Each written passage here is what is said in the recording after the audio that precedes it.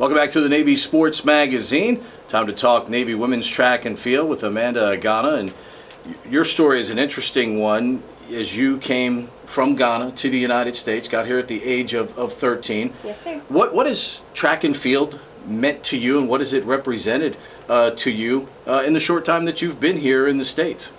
Well, most importantly, track is family.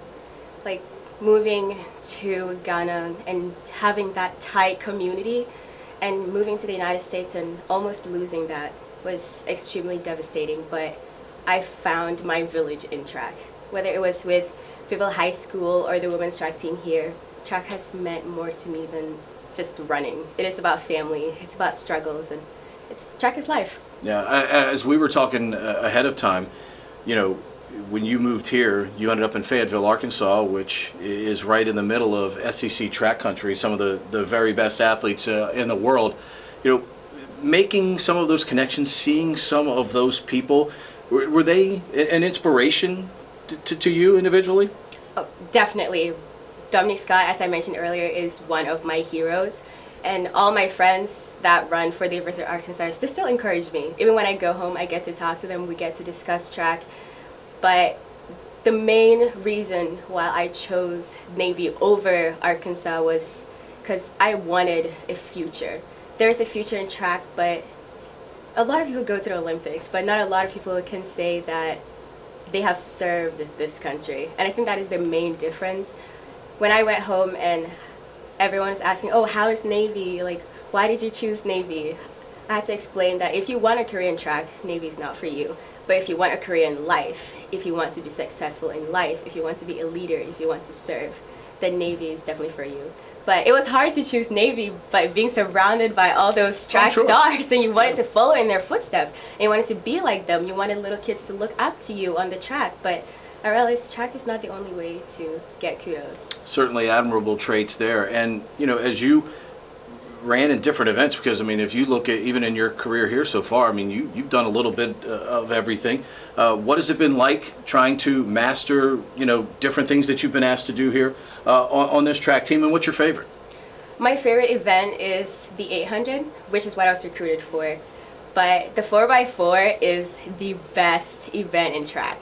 For Army Navy, it's also the best because it's the last event, and for women's, it's always the 4x4 that decides who gets to win. And anchoring the 4x4 team is a dream come true. But as an 800 and mile runner in high school, mastering the 400 is very hard because I'm a middle distance runner. I have speed, but endurance is what gives me my strength. So mastering speed is very hard, but my coaches are patient, and when I complain and grunt and want to give up, the girls look at me like, Army, Navy, and you're like, oh, like I cannot give up. But it's been a struggle, but last year outdoor, winning that 4x4 by a 14th of a second, that is what it's about, and it has been amazing. I was going to say, is that, as a competitor, is that all the proof you need that, you know, every step, every part of the technique on the handoff, all of that detail really does mean something? It does, and a lot of young athletes would not realize that when your coaches tell you to eat right. Like for spring break, a lot of our girls they will practice and run, but the intensity is not as high during spring break. But when they come back and focus on that diet and those tiny little things like a step for that handoff, don't take off too early, wait till they hit the mark, control your emotions, control that nervousness, use the adrenaline.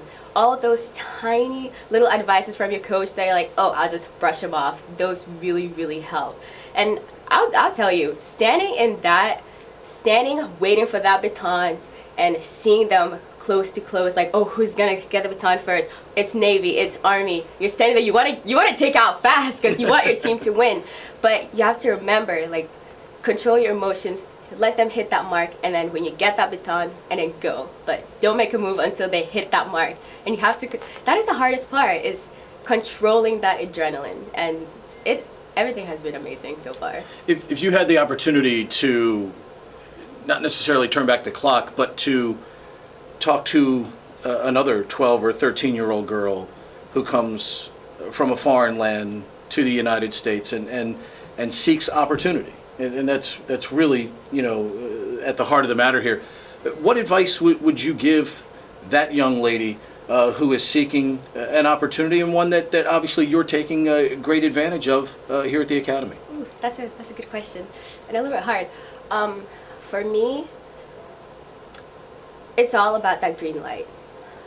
Who would have thought that a little girl like me in a tiny village in West Africa, the top of Bolga in Ghana, would end up at the United States Naval Academy? Like, my village only has about 10,000 people, and I knew English, but I could say hello, how are you doing? Right. Taking those 2 to 3 years, learning that language, going from being in English as a second language courses to AP courses in high school. It is not just about wanting it. It is about working at it. I can sit here and say you have to want it, but you have to work at it. And if you truly want something, nothing is going to stand in your way. And this country has given me so much. A mother, a family, a career, a life, basically. Just a life in this country is worth so much. And that is one of the main reasons why I chose to come here, just to give back to the land that gave me so much. And if you want to come to America, do it.